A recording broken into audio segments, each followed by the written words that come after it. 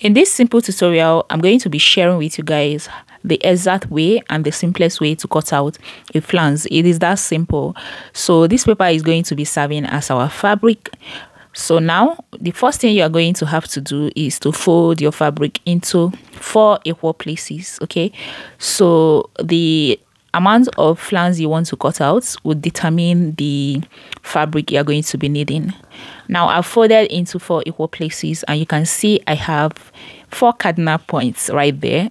You guys, this is what I always call it. Okay, so locate the center, and from that center you're going to have to mark out 2 inches all around, as you can see me doing like this. Now after this, go ahead and make it into a circle. Now you can see I'm trying to connect this together.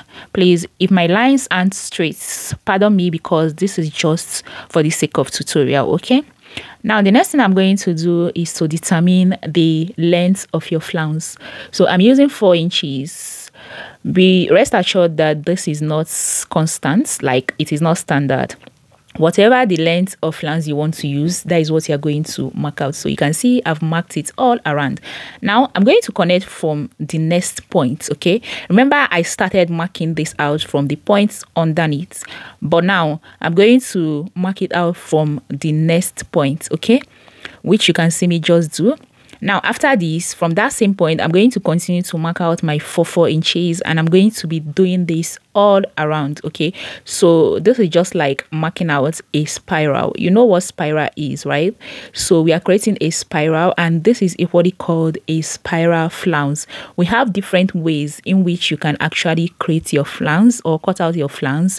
You can equally cut out your 360-degree flare into so many places, join it together, and then use it as your flounce. But I find this very easy. That's why I have decided to show you guys how to do this. Okay, this is not new, but I believe that most people do not know it up until now.